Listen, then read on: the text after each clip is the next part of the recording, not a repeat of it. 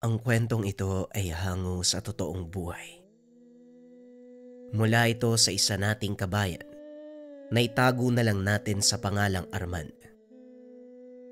Walang eksaktong taon, probinsya ng Antique. Kilala ang probinsya ng Antique bilang lugar ng mga mahuhusay na manggagamot at batikang mga babaylan. Ngunit isang baryo ang namumukod tangi sa lahat.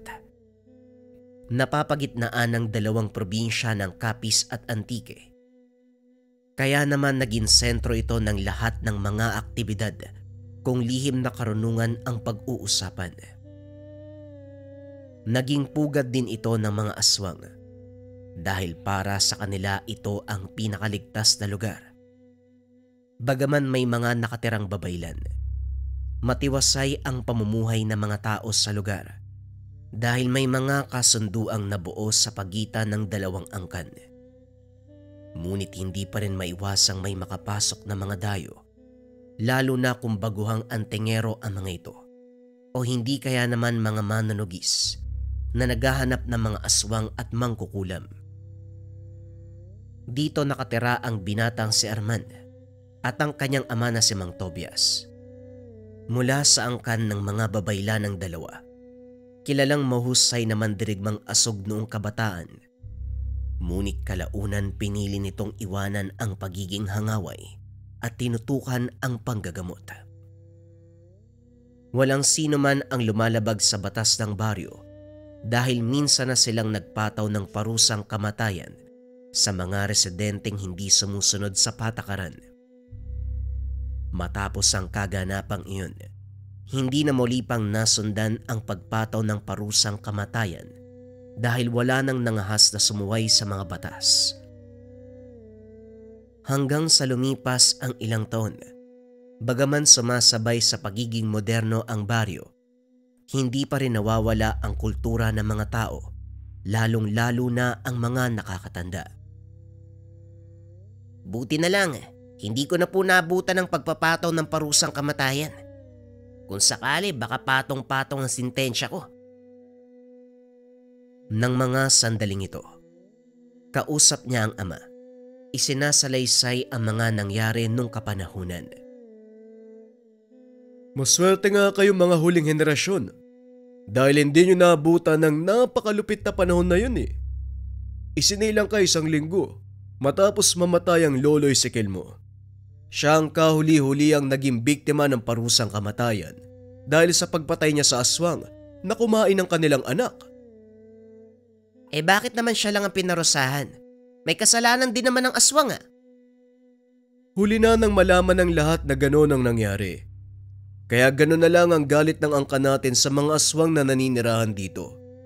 Ito rin ang dahilan kung bakit sila sa pilitang pinalis. Dahil maaaring pagsimula ng gulo ang kanilang presensya sa baryo. Tama lang naman ang pasya ng mga namumuno. Masyadong marahas sa mga aswang at palagi nagkakaroon ng gulo. Kahit hindi ko na sila naabutan, nangingilabot ako kapag narinig ko yung mga kwento . Pero hindi magtatagal. Babalik sila para gumanti at angkinin ang baryong ito. Siguro naman handa tayo, di ba? Hindi ako sigurado. Sa panahon ngayon, nakampante ang mga taga rito dahil sa nararanasang kapayapaan. Pag-uusap ng mag-ama. Nang mga panong iyon, labas-masok na sa baryo ang mga dayo, lalo na ang mula sa syudad. Ito ang naging panibagong problema ng mga taga-baryo dahil nilalapastangan nila ang kultura at kaugalian ng mga taga-baryo. Dahil dito, hindi maiwasan ni Arman ang magkaroon ng engkwentro sa mga dayo. Minsang nakaupo ang binata sa atangan ng bahay. Napadaan ang mga namamasyal na dayo. Saktong nakasalubong ng mga ito ang isa sa nakakatandang babaylan. Kakaiba ang kasuotan, kaya palihim na pinagtawanan. Kitang-kita ni Arman ang ginagawa nilang panglalait sa matanda. Kaya naman tumayo ang binata. Nilapitan ang mga ito. Oy kayo dyan, ano sa palagay niyong nakakatawa? Yung kasuotan ba ng matandang nakasalubong nyo? Wika ni Arman. Ano namang pakialam mo kung nagtatawanan kami? Bakit? Masama ba maging masaya? Tugon ni Polly. Hindi naman masama maging masaya. Pero kung ang dahilan ng kaligayahan nyo ay pangyuyurak ng pagkatao ng iba, ibang usapin yun. Alam mo, mga dayo lang kami sa lugar niya. Hindi ba dapat sinasalubong niyo kami ng maayos? Pero anong ginagawa mo? Sinasalubong ng maayos? Bakit sa tingin mo? Kaaya-aya ba ang ginagawa nyo? Huwag ka masyadong pakialamero. Baka hindi mo kilala kung sino ako. Wala akong pakialam kung sino ka. Ayoko lang na pinagtatawanan nyo mga taga dito. At para sa kaalaman mo, yung matandang nakasalubong nyo, isa sa mga kilalang babaylan sa baryong to. Kung hindi nyo kayang igalang ang mga nakakatanda at kaugalian namin dito, malaya kayo makakalis. Pinapalayas mo ba kami na mga kaibigan ko? Talagang hinahamon mo ako, ano? Pwes huwag kang mag-alala. Alis kami na mga kaibigan ko, pero asahan mong hindi mo magugustuhan ang pagbabalik namin. Hindi na nagsalita si Arman dahil umalis na ang pangkat ng mga dayo. Bumalik ito sa loob ng bahay, akmang uupo uli sa atangan, nang biglang tinapik ni Mang Tobias ang kanyang batok. Anong nangyari doon? Bakit sinita mo yung mga dayo? Tanong ni Mang Tobias. Lingid sa kalaman ng binata, pinagmamasdan siya nito mula sa bintana. Nakita ang buong kaganapan. Pinagtatawanan nila si Tatang Matiyas. Wala namang ginagawang masama yung matanda eh. Naiinis ako sa ugali ng mga dayo. Wala na silang paki sa kultura ng isang tao. Ang mahalaga para sa kanila, makapagsaya. Nagkataon lang naman siguro. Hindi naman lahat ng dumadayo dito ganon ang pag-uugali. Nakita ko ang lahat eh. Mali ang ginawa mo. Ulitin ko pa rin yun kung sakali may makita akong kagaya nila. Hindi ako natatakot sa kanila, Tay. Kahit mabuti ang iyong hangarin, magdahan-dahan ka pa rin. Dahil minsan hindi mo alam, isa na pala sa mga matagal nating kalaban ang nakakabangga mo. Maaaring yon ang pagmula ng gulo. Anong ibig niyong sabihin, Tay? Posibleng aswang ang mga dayong yon? Hindi naman sa ganun, Arman. Ang sinasabi ko lang, kailangan mong mag-ingat. Maingat naman po ako, Tay, at isa pa. Hindi rin naman ako natatakot sa kanila. Kung sakaling aswang man ang may gawa nun, edi haharapin ko sila. Sisiguraduhin na hindi na muli makakaapak sa baryo natin. Hindi mo alam ang sinasabi mong bata ka. Sige na, magpapahinga na ako. Wika ni Mang Tobias. Inakala nito, pangkaraniwang hindi pagkakaunawaan ang naganap. Ngunit lingid sa kalaman ng Ginoo na ito pala ang pagmumulan ng muling siklab ng malaking kaguluhan. Tahimik naman ang mga sumusunod na araw. Walang nangyaring kakaiba. Pangkaraniwang araw para sa lahat ng mga taga-baryo. Ngunit biglang dumating ang pangkat ng mga kalalakihang lula ng sasakyan. Alam ng mga taga-baryo na dayo ang mga ito. Isa-isang nagbabaan ang 7 lalaki. Nagulat ang lahat nang makitang may dalang baril ang mga ito. Inakala ng mga taga-baryo na mga mangaso at upang makumpirma, nilapitan ni Mang Tobias upang kausapin. Magandang araw sa inyo. May maitutulong ba kami? Tanong ni Mang Tobias. Bumaba ng sasakyan ng isang binata. Namukha nito ni Mang Tobias. Ito ang nakasagutan ni Arman ilang araw na ang nakakalipas. May hinahanap lang kaming tao. Hindi ko naitanong ang pangalan niya, pero alam kong dito siya nakatira. Wika ng binata. Alam ni Mang Tobias na si Arman ang tinutukoy ng binatang iyon. Pero mas pinili nito na magkunwari na hindi niya alam ang nagaganap. Pasensya ka na pero kung walang pangalan, hindi ko siya maituturo sa inyo. Bakit? Ano bang atraso ng sinasabi mong binata? Ininsulto niya ako sa harapan ng mga kaibigan ko nung isang araw.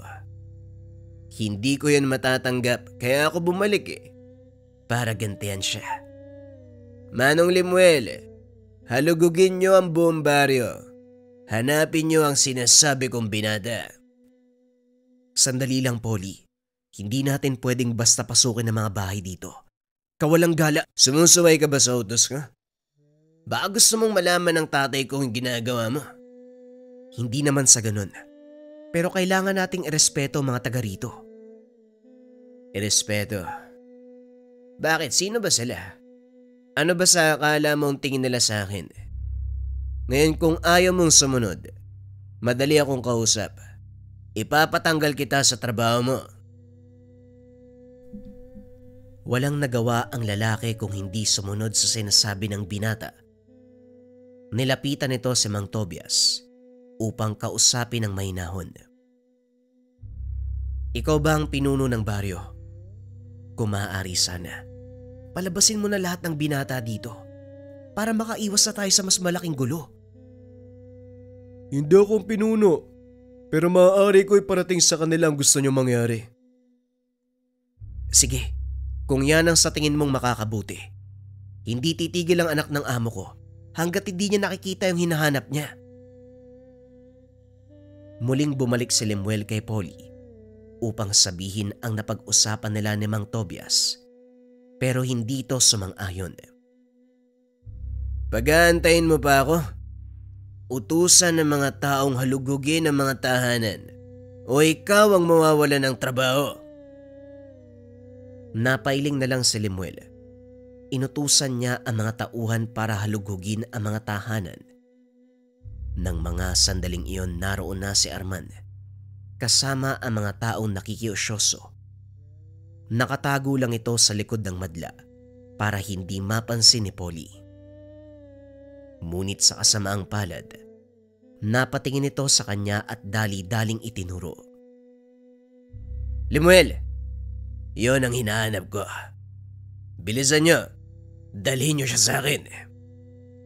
Hindi na inantay ni Arman na lapitan siya ng mga kalalakian. Kagad nang lumapit kay Polly.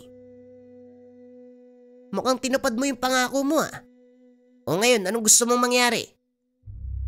Ang gusto kong mangyari, humingi ka ng tawad sa lahat ng pangiinsulto mo sa akin nung nakaraang araw. Hindi ako hihingi ng tawad dahil ikaw at ang grupo mo ang naunang manlait. Sa tingin mo ba, magandang pagtawanan ng mga katutubong nakatira dito? Wala akong pake kung sino o ano nakatira sa liblib na baryong ito.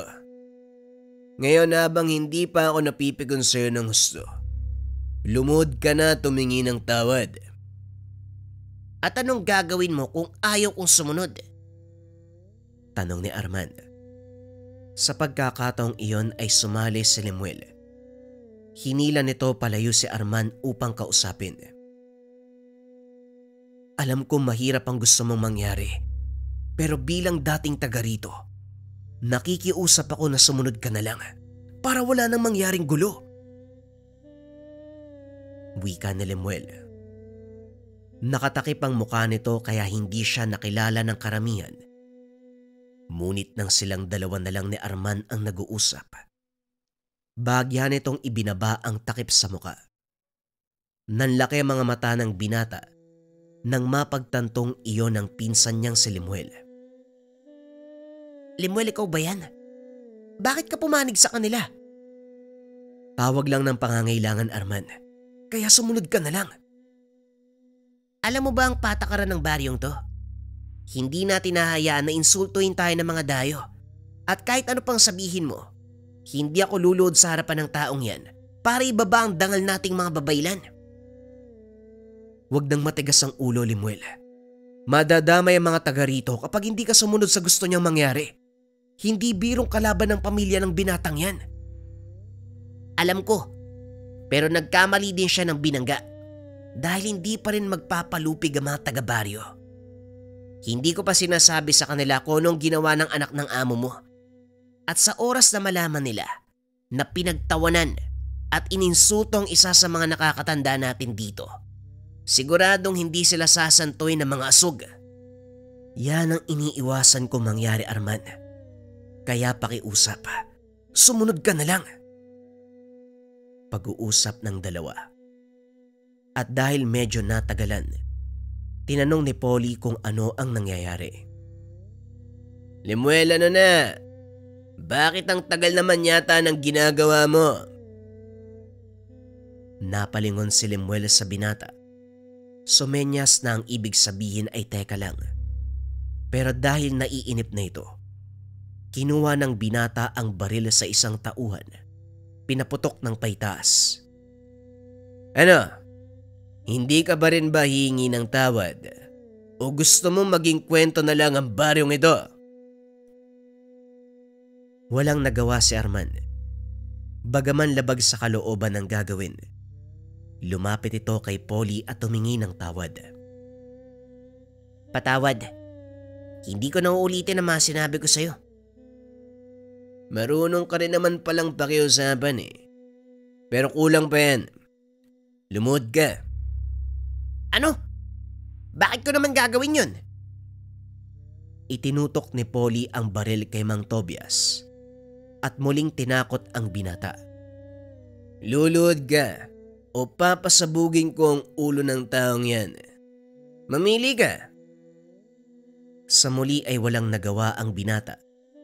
Lumuhod sa harapan ni Polly, nangingi ng tawad. Kaso nga lang laking gulat ng lahat dahil bigla itong hinampas ng baril. Pinagsisipa. Pinagtulungan pa ng mga tauhan ni Polly ang binata. Inawat ni Lemuel ang mga ito. Kaso nga lang walang nakinig. Nakahandusay na sa lupa si Arman ng mga oras na yun. Halos hindi na ito makatayo dahil sa natamong pinsala. Magsilbi sana ng aral sa inyo ang ginawa ko sa binatang do. Kilalaning mabuti kung sino ang binabangga nyo. Wika ni Polly, sabay akyat ng sasakyan. Naiwan si Lemuel habang pinagmamasdan si Arman. Pasensya ka na, Arman. Wala akong nagawa eh. Sana mapatawad mo ko't ng mga kalahi natin. Wika ni Lemuel. Matapos ay sumakay na ito. Inalalayan nila Mang Tobias at ng kapatid nito si Arman. Pinapasok ng tahanan at ginamot ang mga sugat. Subo-sobra na yung anak ni Don Castro. Hindi na maganda ang ginagawa niya. Wala na tayo magagawa. Sa panahon ngayon sila ang bagong Panginoon. Marami silang pera at kaya nilang magbayad para gawin ito sa ating mga mabababa. Yun na nga eh. Wala na tayo magagawa sa ngayon kasi karamihan sa atin tumalikod na sa kanilang tungkulin. Kung nangyari ito sa panahon ng mga ninuno natin, hindi sila makakalabas ng buhay sa baryong ito. Hayaan mo na muna sila. Pagtuunan natin ang pansin si Arman. Malaki ang pinsalang natamo niya. Pag-uusap ng magkapatid. Nakikinig lang si Arman sa mga ito. At kahit nakapikit ang mga mata, hindi malis sa isip nito ang sinasabi sa kanya ni Lemuel.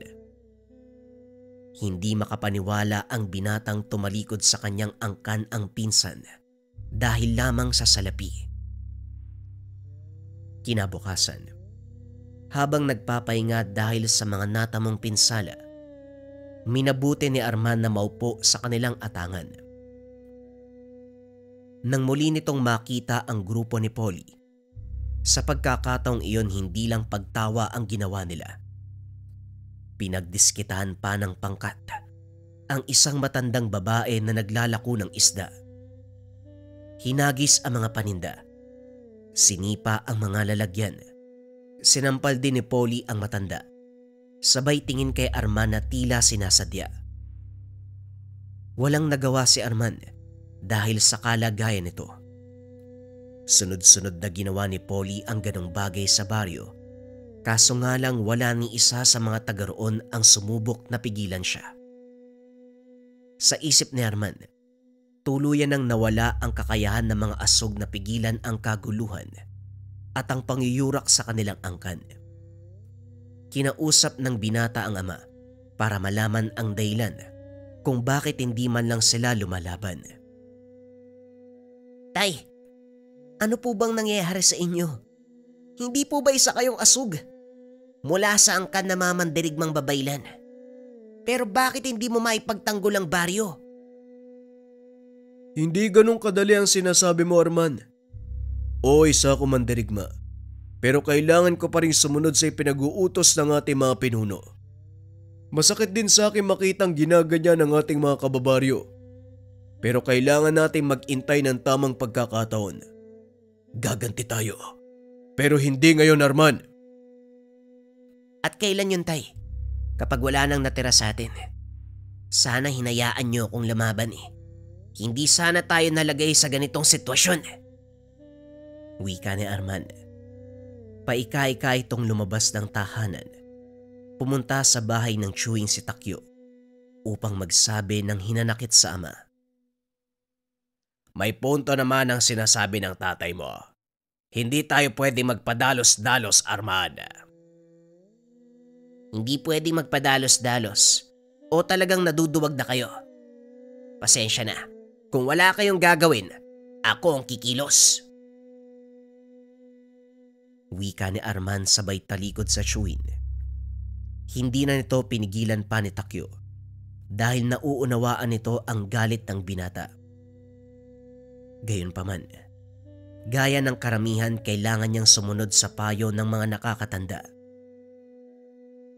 Lingid sa kalaman ni Arman na may namumuong plano ang mga natitirang mandirigma sa baryo. Ilang araw pa lang ang nakalipas. Tuluyang bumuti ang kalagayan ng binata. Inantay nito ang pagbabalik ng grupo ni Polly. Ngunit walang nagpakita ni isa sa kanila.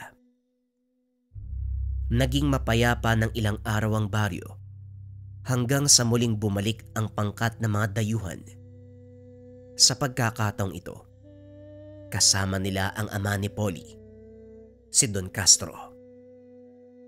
Ito ba ang baryong sinasabi sa akin ni Polly Lipuel? Hindi ba taga dito ka din? Opo, Don Castro. Pero matagal ko nang iniwan ang buhay sa lugar na to. Ganun ba? Tama si Polly. Maganda nga ang lokasyong to para pagtayuan ng negosyo. Napapagitnaan ng dalawang probinsya ang baryo. Parehong saka ang kinapubuhay. Siguro, magpapatayo tayo dito ng sentral. Ano pong ibig niyong sabihin, Don Castro? Sikapin niyong mapaalis sa mga naninirahan. Gusto kong bilhin ang buong baryo at ang lupaing nasasakop nito. At ikaw, Limuel, ang mga ngasiwa nun. Nanlaki ang mga mata ni Limuel nang marinig ang sinabi ng amo. Hindi ito makatanggi sa kadahilanang may pamilya siyang binubuhay. Pero Don Castro, protektado ng pamahalaan ng mga lupain dito. Hindi natin pwedeng basta paalisin ng mga tao. Madaling tapalan ng salapi ang mata ng pamahalaan. Siguradong pag natumbasan ng tamang halaga ang mga prinsipyo nila, magbubulag-bulagan sila. Kung yan po ang gusto nyo, hayaan nyo po muna akong kausapin ng mga taga dito. O sige, pero tandaan mo, Limuel, ayokong pinag-aantay ako. Mainipin akong tao. Alam mo yan. Maliwanag, Don Castro. Ako na pong bahala. Matapos ang pag-uusap, iniwan na ng amo si Limuel sa lugar upang makipag-usap sa mga tao. Ang una niyang pinuntahan ay si Takyo. O Limuel, anong ginagawa mo dito? Hindi ba may trabaho ka na sa syudad? Ngayon nga po ang pinunta ko dito, Tay. Pasensya na kayo kung ngayon lang ako nakabalik. Maraming taon na ang lumipas Ang akala ko nakalimutan mo na kami. Pero ano nga ba ang sadya mo dito? Nagtatrabaho po ako kay Don Castro, tatay. Pinapunta niya ako dito para ipagbigay alam sa inyo na bibili niya ang lupa. Nagbibiro ka ba? Alam mong protektado tayo ng pamahalaan at walang sino man ang pwedeng umangkin ng lupay natin. Yan nga din po ang sinabi ko sa kanya eh. Pero alam niyo po kung gaano makapangyarihang tao yun. Makukuha niya ang anumang naisin sa pamamagitan ng pera. Kung ganon, nandito ka para paalisin ang sarili mong angkan sa lupang tinubuhan natin. Nababaliw ka na ba, Lemuel? Nasaan ang dignidad mo? Pasensya na po tay, pero ginagawa ko lang ang trabaho ko. May pamilya akong binubuhay. Bahala ka sa gusto mong gawin. Pero alam mong hindi ko susuportahan ang mga gusto mong mangyari. Sa oras na malaman pa ito ni Tio Tobias mo, siguradong malilintikan ka. Nauunawaan ko po. At alam ko yung pinaglalaban niyong karapatan sa lupang to. Pero sa tingin ko, walang saysayang magbuwis ng buhay, tay. Alam mo, Lemuel, walang patutunguhan ng usaping ito. Umalis ka na, bago pa kumulo ang dugo ko sa'yo. Umalis si Lemuel sa harapan ng ama. Papunta sana sa bahay nila Mang Tobias. Ngunit napahinto ito nang makita ang grupo nila Polly na papasok sa baryo. May dalang baril. Pinagbabaril ang mga nakatambay na taga-baryo. Polly, anong ginagawa mo? Bakit mo pinapatay yung mga taga dito? Uy, nandito ka rin pala. Nainip na kasi si tatay. Kaya ako na ang kumilos, masyado ka mabagal. Wala pang 2 oras yung binigay niya sa akin na utos. Alam mo ba kung anong ginagawa mo? Maaaring mag-ugat ng malaking kaguluhan at madadamay pa pati ang tatay mo. Pag-uusap ng dalawa. Maya-maya ay lumabas si Mang Tobias at Arman dahil sa narinig ng mga putok ng baril. Anong nangyayari? Lemuel, anong kaguluhan to? Bakit may mga sugatan? Teka, ikaw na naman. Talagang hindi ka titigil, ano? Dinampot nito ang kaperasong patpat at sinugod si Polly. Dali-dali itong nagtago sa likuran ni Lemuel. Sandali lang, Arman. Magulos dili ka. Pag-usapan natin to. Pag-usapan? May mga namatay na, Lemuel. Sa tingin mo, may makikinig pa sa'yo? Tignan mo ang mga kababaryo natin. Handa na silang pumatay. Matapos lang ang kaguluwang ito. Hindi ko ginusto ang kaganapan, Tio Tobias. Kaya pakiusap. Pigilan niyo mga kababaryo natin. Pasensya na, Lemuel. Pero panahon na para mamili ka ng papanigan. Dahil hindi na kami mananahimik. Laking gulat ni Lemuel nang biglang ilabas ni Mang Tobias ang kanyang tungkod. Alam na nito ang susunod na mangyayari. Nilingon niya ang mga kasamahan ni Polly. Isa-isang bumagsak ang mga ito. Lemuel, anong nangyari sa mga tauhan ko? Bakit sila inimatay? Ito na ang sinasabi ko sa iyo, Polly. Hindi lang kayo maaapektuhan, kundi maging ang tatay mo. Tanggapin mo ang sumpa ng mga babaylan. Naglakad palayo kay Polly si Lemuel. Hinayaan na pagtulungan ng mga taga-baryo. Halos hindi makilala ang dayo. Tadtad ng sugat mula sa mga taga ang mukha ng mga ito. Pinutulan pa ng ulo ni Mang Tobias ang binatang anak ni Don Castro. Inutusan si Lemuel na ibalik ito sa kanyang ama. Dahil sa kaganapan, napasugod ang Don sa baryo. Hindi pa man ito nakakaapak sa bukana, natumba na ito sa kinakatayuan. Pasensya na, pero hindi ko hahayaan na makapasok ka pa sa baryong ito. Kung saan ka man nadapa ngayon, yan na magsisilbi mong libingan. Itinaas ni Mang Tobias ang hawak na tungkod. Unti-unting nilamon ng lupa si Don Castro. Yan ang napapala ng mga taong gahaman sa kayamanan. Magsilbi kang pataba sa lupang gusto mong angkinin. Naging laganap sa mga karatig bayan ang nangyari sa mag-amang Don Castro at Polly. Simula noon, wala nang nangahas na mambastos o manggulo sa baryo. Nagbalik din sa dati nitong tahanan si Lemuel. Piniling mabuhay ng simple. Dahil sa kaganapang iyon, nasaksiyan ni Arman ang natatagong kapangyarihan ng mga asug o mandirigmang babaylan. Kabilang dito ang kanyang ama na si Mang Tobias, na sa paglipas ng panahon, nanatili sa puso ng mga taga-baryo ang pangyayari. Bagaman wala na si Mang Tobias, hindi kinalimutan ng mga tao na minsan silang naipagtanggol ng mga asug mula sa maalamat na baryo ng mga babaylan.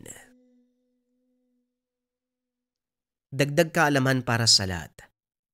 Ang mga asug o mga lalaking babaylan parehong may kakayahan sa panggagamot at pakikipaglaban. Pili ang ganitong katangian, kailangan dumaan sa matinding pagsasanay bago itanghal na isang totoong asug. Ang kwentong ito ay hango sa totoong buhay. Mula ito sa isa nating kabayan na itago na lang natin sa pangalang Kapitan Diego. Taong 1970, Mindanao. Talasan ng mga mata. Tandaan nyo, hindi lang mga tao ang dumaraan sa bahaging ito. Maraming mapanlinlang. Pwedeng makasagupa tayo ng maligno na nagkakatawang tao. Ang malala, aswang na nagpapanggap bilang ordinaryong magsasaka. Wika ni Kapitan Diego sa mga kasama. Mga baguhan, unang beses pa lamang sa ganitong gawain. Pinamumunuan ni Kapitan Diego ang maliit na pangkat. Hindi masasabing mga rebelde dahil hindi naman kumakalaban sa patakaran ng pamahalaan. Ang tanging dahilan ng pagbuo ng grupo, pagtalikod sa sariling pamilya para gawin ang anumang naisin nang walang nangingialam na magulang. Sa katunayan, dating kasapi ng lokal na pulisya itong si Kapitan Diego. Pero dahil hindi nagkasundo na makasama at hepe, napilitang talikuran ang tungkulin at mamundok. Dito siya namuhay. Hindi nagtagal kinupkop ang mga kabataang napariwara. Ginabayan, sinanay sa pakikipaglaban upang may pangtapat sa mga rebelde na nagkalat sa paligid. Ginalang siya bilang pinuno. Binigyan ng titulong kapitan. Kapitan, merong paparating. Merong dalang kariton at karo. Hila ng kabayo tapos may kasamang iilang kalalakihan. May baril ang iba sa kanila. Wika na rin doon. Matapos mapansin ang mga taong papalapit sa bukana. Nagsikilos ang lahat. Kanya-kanyang pwesto upang makabuelo kung sakaling matunugan ng kalaban ang kanilang presensya. Hindi nagtagal, unti-unting natanaw ang posisyon ng mga kalalakihan.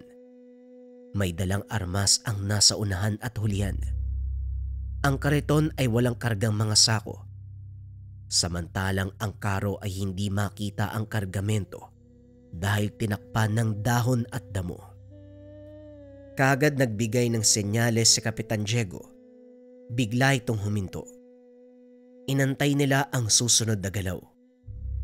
Nang mapansin ang kilos, walang pagdadalawang isip na humudyat sa mga tauhan. Kahit maraming armas ang kabilang panig, wala ring nagawa nang mabilis na maitutok ang patalim, hawak sa leeg ang mga ito. Magiging payapa ang gabing ito kung ibababa nyo ang inyong mga sandata. Pero kung meron sa inyo na maglalakas ng loob na kumalabit ng gatilyo, dadanak ang dugo sa lupang ito. Mahabang katahimikan ang namayani sa pagitan ng dalawang grupo. Parehong alisto. Nag-aantay lang kung sino ang unang kikilos. Sa kabila ng sinabi ni Kapitan Diego, walang nagbaba ng armas kahit may nakatutok na patalim sa leg. Hindi nagtagal nagsalita ang lalaki na may puting buhok. Hindi mo yata ako nakilala, Diego. Malaki na ang pinagbago mo. Nung una, ikaw lang mag-isa ang nakabang sa daanang ito. Ngayon marami na kayo. Mga bata ibaba ang mga armas. Kaibigan natin sila. Napangiti si Kapitan Diego. Nagbigay ng hudyat sa mga kasama na ibaba ang mga patalim. Nakilala niya ang lalaki pagkatapos matanggal ang takip sa muka. Fernan, ikaw pala yan. Anong nangyari ngayon ka lang nagpakita uli? Hindi bali na. Mas mabuti pang tumuloy kayo sa loob ng tahanan para hindi makaagaw ng atensyon ng mga kalaban. Sa pinakamasukal na bahagi ng kagubatan nakatayo ang barong-barong. Maraming patibong sa paligid bilang proteksyon sa mga kalaban. Muling nag-usap ang matalik na magkaibigan. Sa katunayan magkasama sa serbisyo ang dalawa noong naninilbihan sa batas. Sabay ding nagbitiw nang hindi na masikmura ang kalakaran. Naghiwalay noong umuwi ng probinsya si Fernan. Matagal na panahon na hindi nagpakita kung kaya't inisip ni Kapitan Diego na posibleng patay na ito. Hindi ako nakauwi sa amin dahil nakaengkwentro ko sa daanan yung tulisan na binangga natin noong minsang nasa operasyon pa tayo. Hinabol nila ako eh. Nagawa ko namang takasan pero napadpad ako sa hindi pamilyar na lugar. Maniwala ko o hindi, ang lugar na yon ay puro aswang ang nananahad. Kung hindi ko nakuha ang loob nila, malamang nalahian na ako nila pa. Pagpapaliwanag ni Fernan. Aswang.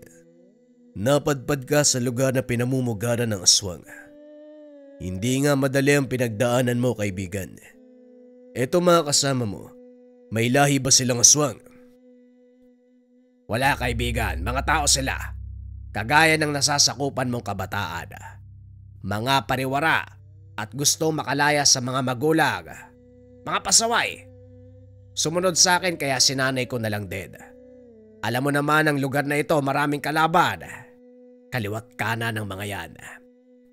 Kung ang pagtakas ko sa mga aswang ang pag-uusapan, hindi madali. Kailangan ko pang patayin ang isa sa mga pinuno para makalaya.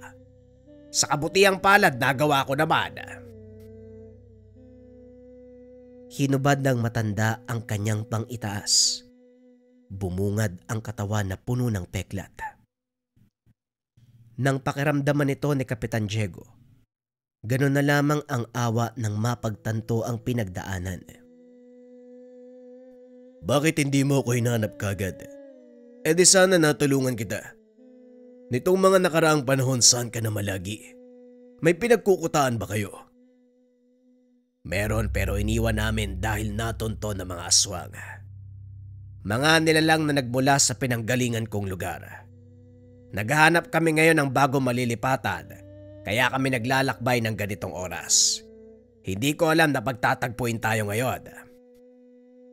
Siguradong may rason kung bakit nag-cruise ang landas natin.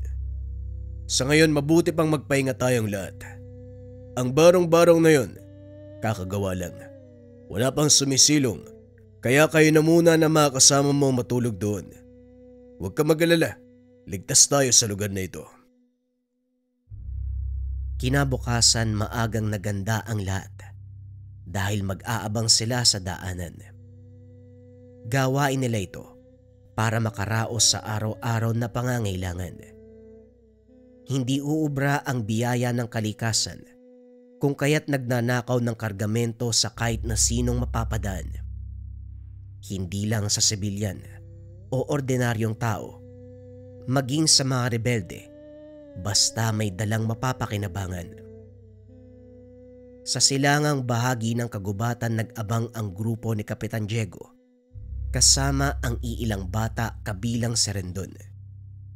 Sa unahan pumwesto ang binata nagsisilbing taga-timbre kung may paparating. Habang nagmamasid, may nakitang grupo. May dalang kariton na hila ng kalabaw. Panay ang paglingon ng mga lalaki, kaya naisip ng binata na merong mahalagang karga.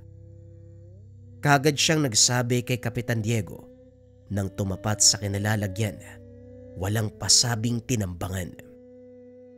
Nakuha ang kariton, sugatan ng mga lalaking iniwan sa tabi ng daan. Pagdating sa kuta, hindi may tago ang saya dahil sinuwerte. Ang laman ay pagkain, patalim at iilang armas. Dumating din makalipas ng ilang sandali ang grupo ni Fernan. May nakuwang kargamento sa nakasagupang tulisan. May nahuling ligaw na hayop, kung kaya't nagkaroon ng salo-salo ang lahat. Ngunit sa kalagitnaan ng pagsasaya, 2 dambuhalang aso ang sumalakay. Walang pakundangang kinagat ang bawat taong makikita. Alisto naman si Fernan na may bitbit na armas. Pinasabog ang ulo ng nilalang. Si Kapitan Diego ang sumuri dito. Hindi makapaniwalang may lahing aswang ang mga ito. Habang tumatagal, unti-unting nakilala uli si Fernan. Sandali, parang nakita ko na mga asong to. Naroon sila sa lugar na pinamumugaran ng mga aswang. Siguradong inutusan ng mga hayop na to upang hanapin ako. Siguradong tama ka, kaibigan.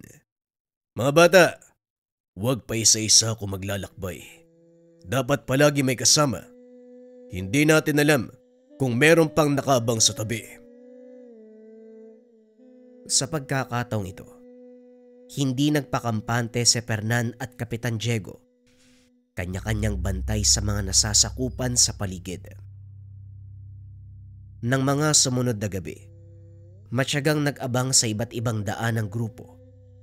Sa kabila ng banta ng aswang, tuloy pa rin ang operasyon dahil sa dami ng miyembro. Lumaki ang kanilang pangangailangan. Sa puntong ito ay may dumaan, mga magsasakang kalalakian. Habang papalapit sa kinalalagyan ni Kapitan Diego, ay siya namang pag-init ng tangan. Dali-daling pinatras ang mga binatang kasama. Siya ang pumwesto sa unahan. Teka, Kapitan. Hindi ba dapat kami yung nasa unahan? Kami na pong bahala sa mga yan. Kaya namin sila. Salamat sa pag-aalala rin dun. Sa ngayon, hayaan nyo kung humarap sa mga taong yan. Hindi kayo makikisali anuman ang mangyari. Huwag nang maraming tanong kung ayaw nyong matanggal sa grupo. Walang nagawa ang mga binata. Sumunod kahit hindi maunawaan kung bakit. Huminto sa paghakbang ang mga magsasaka nang makita si Kapitan Diego sa unahan. Nakaharang ito sa daan. Kagad na alerto dahil napansin ng tangan. Ang lalaking tumayong leader ang nakipag-usap. Mapagpalang gabi sa'yo, Ginoo. Kung pwede sana padaanin mo kami bago mabulok ang kargang karne. Hindi namin gusto ng gulo, kaya sana mapagbigyan mo kami. Namukaan ni Kapitan Diego. Ito ang nilalang na nakasagupa maraming taon na ang nakalipas. Hindi ba ikaw si Teryo? Nakalimot ka na yata. Nagtuos tayo noon eh. Sinuwerte ka lang kaya nakatakas ka. Ganito rin ang pakulo ng grupo mo dati. Nagpapanggap bilang magsasaka. Hulaan ko, ang laman ng karong yan bangkay ng mga biniktima nyo. Tumitig si Teryo sa kanya. Nakilala si Kapitan Diego. Ikaw nga, tanda. Ang antingerong pumatay sa mga kasamahan ko nung araw. Tama ka. Isang swerte ang pagtakas ko sa kalupitan mo. Pero parang maduduktungan ang kwento natin ngayon. Kahit malumanay ang pagsasalita, hindi may pagkakaila ang galit. Palihim na sumenya sa mga kasama. pinaghanda para sa pagsugod. Mas mainam na rin ang ganito nang mapatay na kita. Hindi ko pa nakakalimutan ang ginawa mo sa mga sibilyan. Walang awang biniktima. Marahil ako ang taong nakalaan upang tapusin ang buhay mong hayop ka. Bumunot ng patalim si Kapitan Diego. Sinalubong ang umataking aswang. Pinakitaan niya kagad ng gilas. Walang kahirap-hirap na pinaslang ang unang sumugod. Tumiimbagang si Teryo nang makitang pinaglalaroan lamang ng kapitan ang mga kasama. Napabuntong hininga habang nakatingin sa nakahandusay na katawan. Asan ang iba mong kasama? Hindi mo ba papalabanin o naduduwag ka? Tao lang ako kagaya ng mga biniktima mo. Kaya ano pang inaantay nyo? Tumitig ng masama si Teryo. Walang balak na lumaban kaya gumawa ng paraan para makatakas. Ginamit ang bilis. Nagpalit ng anyo bilang aswang at saka dali-daling lumayo sa lugar. Hindi na hinabol pa. Nakitang gumagalaw ang nasa loob ng karo. Ang biktimang nakasilid sa sako. Dinala sa kuta upang magamot. Nailibing na po yung kasama ng babae. Hayop talaga yung mga aswang na yun. Buntis po ang isa sa mga biktima. Pati batang walang kamuang-muang nadamay. Wika na rin doon. Nang makabalik sa barong-barong kung saan inasikaso ni Kapitan Diego ang babaeng sugatan. Swerteng nakaligtas sa kamatayan. Kaya nga palagi kong sinasabi na maging alisto sa tuwing mag-aabang sa daan. Maraming aswang ang nagkalat. Nagpapanggap na magsasaka. Yung pala bangkay ang karga. Bakit po pala sila nagbabalat kayo bilang aswang? Pwede naman silang maglakad gamit ang mismo mukha nila. May mga uri ng tao na mas mabilis maawa kung mga magsasaka ang dadaan. Sinasamantala nila ang pagkakataon na yun. Nakikigaya para makalusot pero wala silang laban sa akin. Nakikilala ko ang tunay na katangian ng isang tao. Tumango na lamang si Rendon. Bumalik na sa pwesto upang magbantay sa paligid. Maya-maya ay dumating ang grupo ni Fernan. Nalagasan dahil sa engkwentro. Naging masinsinan ang usapan ng mga sumunod na sandali. Ang kutob ni Fernan, nasundan siya ng mga nilalang. Sa palagay naman ni Kapitan Diego ay posible. Batay na rin sa sunod-sunod na pag-atake ng mga ito. Huwag kang mabahala, kaibigan. Ako nang bahala sa inyo. Hindi rin kita papayagang umalis sa kutang ito. Kung dito nga inatake na tayo, paano pa sa ibang lugar? Wala ka na mapupuntahan, kaya kailangan na kitang tulungan. Lumipas ang ilang araw, muling may sumalakay sa kanila. Napatay naman kagad. Kaso nga lang may nasawi at may nasugatan. Magmula sa puntong ito, hindi na makakapayag si Kapitan Diego na may malagas pa sa nasasakupan.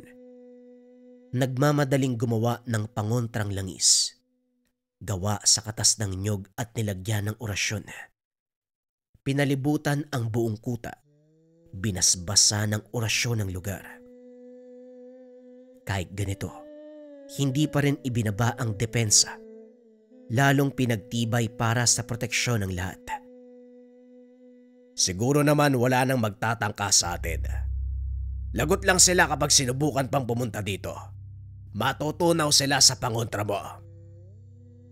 Hindi natin alam, Fernan.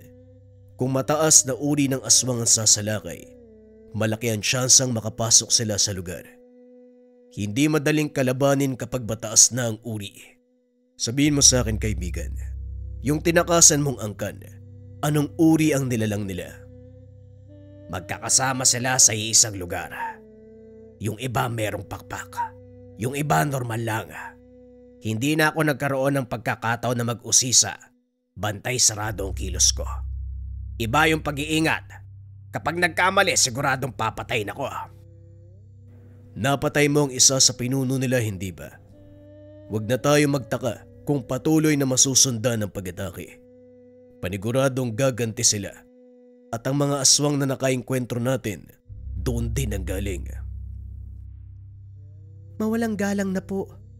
Kung tungkol po sa mga aswang pinag-uusapan nyo, alam ko kung saan sila madalas sa sumasalakay. Doon po sa malawak na sakahan, sa pastulan po ng mga hayop.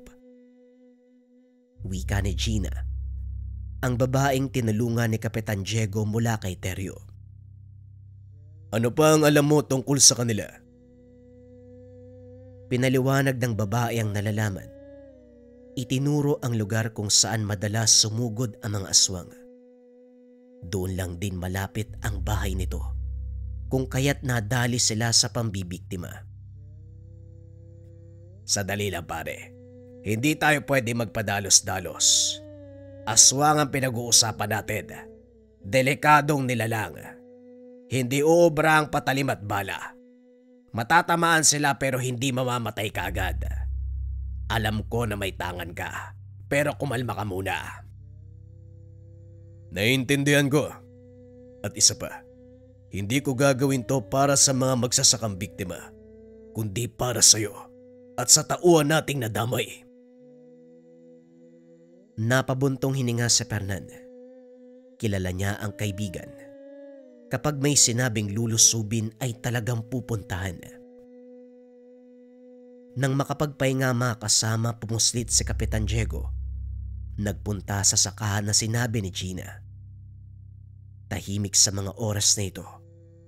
Ang makikita lamang ay mga baka, kalabaw na nakapastol sa ilalim ng kahoy. Ilang sandali pa, nagulat ang matanda sa paglapit ni Rendon. Diyos ko, bakit ka ba sumunod? Hindi ba dapat nagpapahinga ka? Bumalik ka sa kuta. Kapitan, kung nasan kayo, dapat nandun din ako. Yun ang pangako ko nung unang pumasok sa grupo mo. Tinuruan mo ako lumaban, kaya wala kang dapat ipag-alala. Lalaban tayo ng sabay. Wika na Rendon. Binatukan siya ni Kapitan Diego. Hindi pa nanambang ang gagawin ko, Rendon. Nandito ako para mag-abang ng aswang. Hindi ko mababantayan ang lahat ng galaw, kaya umalis ka na. Nag-iba ang pansin ni Kapitan Diego nang ituro ng binata ang direksyon kung saan may lalaking naglalakad. Panay ang pagtigil nito. Lumilingon kung saan-saan. Sinisiguradong walang makakakita sa binabalak. Lingid sa kaalaman ay napansin na ni Kapitan. Pinanood kung ano ang gagawin. Dahan-dahang nagpalit ang anyo bilang aso at saka sinugod ang kalabaw. Pagpupumiglas na lamang ang nagawa matapos kagatin sa leeg. Hindi nagtagal ay bumulagta. Nangisay. Winakwak ng nilalang ang tiyan. Hinugot ang lamang loob at tinangay. Kumilos na si Kapitan Diego. Dali-daling sinundan. Hindi na nagtaka nang makita si Teryo na nag-aantay sa masukal na bahagi ng kagubatan. Ang lamang loob na dala ng aswang inilagay doon sa karo. Tignan mo nga naman, hindi pa rin tumigil ang hayop. Kulang pa pala ang pagbabanta ko nung nakaraan. Rendon, maging alisto ka. Susugo, anak ng litik. Psst! Wala na. Talagang dumiretso ang loko. Napabuntong hininga si Kapitan sa inasal ng binata. Tumawid sa kabilang bahaging direksyon. Pumwesto sa itaas ng puno. Itinutok ang dalang baril sa grupo ni Teryo. Sumenyas na handa na siya. Nang balingan ni Kapitan Diego ng pansin ng aswang, kumilos na ang mga ito. Pinagtutulungan na itulak ang karo. Napapitlag nang magpaputok si Rendon. Kagad bumulagta ang kasamang dalawa. Naalerto si Kapitan nang mapansing wala na si Teryo sa kinakatayuan kanina. Nang lingunin ang itaas ng puno, wala na rin si Rendon. Narinig ang pagdaing nito sa unahan. Bitawan mo ang bata. Huwag mo siyang idamay. Tayo magtuos para maging patas ang laban. Ikaw na naman, tanda. Wala kang kadala-dala. Palagi kang lumilitaw. Sinabi ko na noon pa man, baka ako talaga nakatadhanang pumatay sa inyo. Pakawalan mo ang bata, ako ang kalabanin mo. Walang problema. Madali naman akong kausap eh. Bibigyan ko lang siya ng kaunting sugat. Lalong napadaing si Rendon ng kagatin sa balikat. Nilunok pa ni Teryo ang laman. Itinulak sa tabi at saka hinarap si Kapitan Diego. Bahagya lang ang pagbabago ng itsura ni Teryo. Makikilala pa rin ang anyong tao. Naging itim ang mga mata. Humaba ang mga kuko. Tumulis ang mga ngipin. Dali-dali niyang sinugod si Kapitan Diego. Nagpaulan nito ng kalmot pero mabilis na tinapatan ng antinghero. Sinalubong ng taga. Hindi natigilan hanggang sa bumulagta. Parang kinatay na baboy. Hihiwalay ang mga braso't hita at saka hinayaang pagpiesta ng mapangas na asong gubat. Ang natitirang labi ang sinunog. Bumalik sa kuta para mapagtuunan ng pansin ang sugat ni Rendon. Maluba ang kalagayan dahil sa lalim. Nakikita ang buto sa balikat. Nilapatan ng paunang lunas, lana at dasal. Nung una ay umayos ang sitwasyon. Inasahan pa ng matanda na gagaling ang binata. Pero laking gulat ng mga sumunod na oras dahil nalagutan ng hininga. Nagluksa ang grupo dahil sa nangyari kay Rendon. Hindi napigilan ni Kapitan Diego ang magbuhos ng damdamin. Sinisi ang sarili kung bakit hindi nailigtas ang binata. Diego, hindi mo ginusto ang nangyari, kaya tama na ang pagsisi sa sarili. Hanggang dito na lang talaga ang buhay ni Rendon. Pero hindi dapat sa ganitong paraan ang kamatayan niya. Mabuti siyang tao at tapat. Nagbagong buhay magmula ng gabayan ko. Kung sana'y pinilit ko na lang na umuwi, hindi sana siya nadamay. Nangyari na ang nangyari. Hindi naman napunta sa wala ang kamatayan na Rendon. Ginawa niya ito para puksayin ang mga aswang nang walang pakundangan na ng bibiktima. At isa pa, tinulungan kang itumba ang grupong yon at napatay mo rin ang aswang na pumaslang sa kanya. Hindi na pwede ang ganito. Magmula ngayon magbabago ang aking layunin. Hindi lang paggabay at pag-alaga sa mga binatang nasasakupan. Gagawin ko ng tungkulin ang pagpatay sa bawat aswang na makakasalubong sa gubat na ito. Lumipas ang ilang araw. Saktong natapos ang paglibing kay Rendon. Grupo ng aswang ang sumalakay. Nagkatawang tao. Pinatay ang iilang tauhan ni Fernan. Bumalik sa lugar na pinamumugaran ng aswang si Fernan. Napag-usapan nila ni Kapitan Diego na lusubin upang matigil na ang pambibiktima.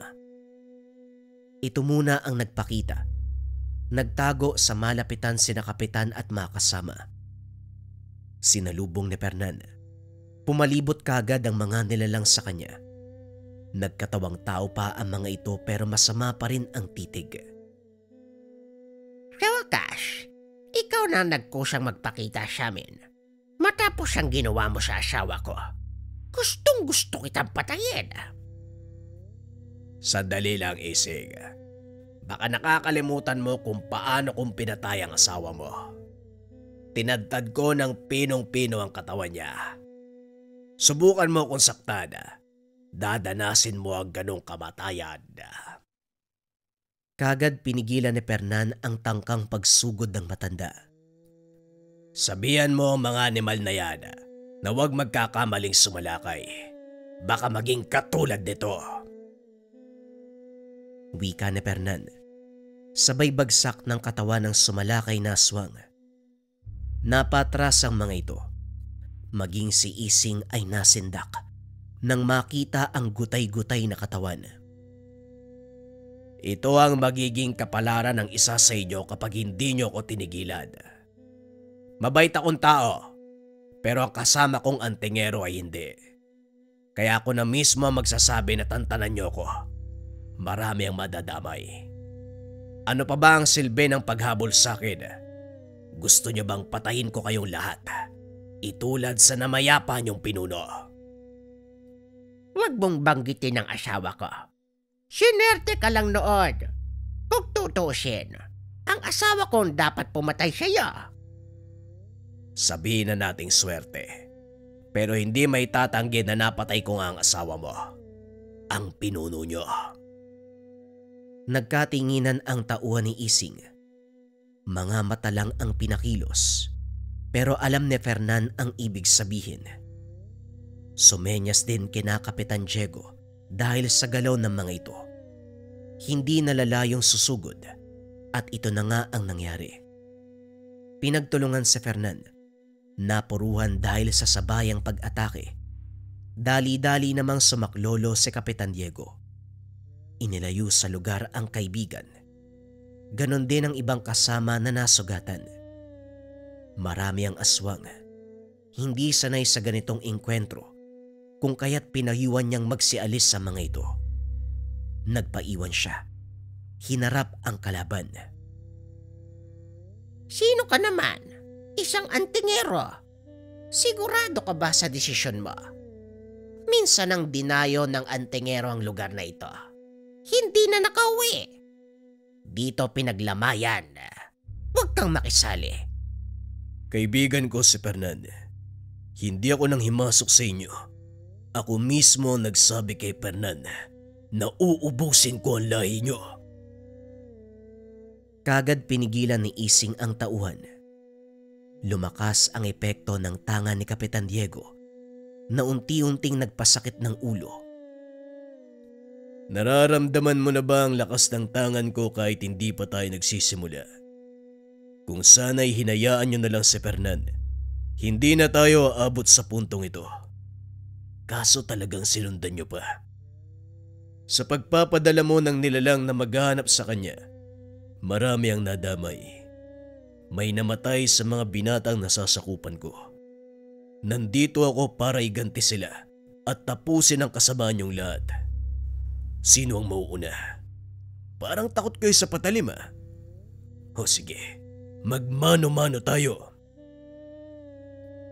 Itinarak sa lupa ang itak. Kaso nga lang wala ni isang nagtangkang lumapit. Sinakop ang buong paligid ng epekto ng tangan ni Kapitan Diego.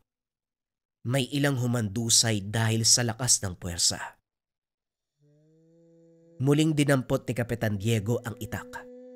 Pinapanood ang aswang na nagdurusa. Dito niya inilabas ang mutyang tangan. Batong kidlat. Minsan lang ginamit ang buong lakas. Kagad niyang hinawakan sa leeg si Aling Ising. Pasensya naman ang mukhang susunod ka sa yapak ng asawa mong yumao. Pinugutan nito ng ulo. Binalingan din ng pansin ang ibang nagbabalak tumakas. Ginilitan ng leeg. Pinutulan ng mga braso at binti. May nanlaban. Kaso walang binatbat sa lakas ng antingero. Makaraan ng ilang sandali, wala ni isang nabuhay. Itinipon ng lahat ng bangkay. Bumalik ang grupo ni Fernan para tumulong sa pagsunog. Pinanood na maging abo ang mga katawan. Umalis na rin sila pagkatapos dahil napansin ang paglapit ng mga rebelde. Magmula sa araw na napaslang ang angkan, guminhawa ang buhay ni Fernan. Tuloy pa rin sa pamumundok ang grupo. Pero sa pagkakataong ito, nabawasan ang iisipin dahil wala nang tumutugi sa kanya. May dinagdag din sa pagtuturo si Kapitan Diego. Sa kabila ng matagumpay na pagpaslang sa mga nilalang, meron pa ring gumagala sa paligid. Ibinuhos ng antingero ang oras sa pagtuturo ng pamamaraan kung paano paslangin ang aswang. madali namang nakuha ng mga binata. Si Fernan sa kabilang banda, kinargahan ng pangontra ang bala ng armas. Malaking tulong ang pamamarang ito. Ng mga sumunod na engkwentro, kahit ang mga binata lang ang mapalaban, marunong at alam na ang gagawin. Bawat isa sa kanila ay naging mahusay dahil sa kombinasyon ng pagtuturo ni Kapernan, pati na rin ang binansagan na kapitan ng kabundukan, si Kapitan Diego, na mamamatay aswang.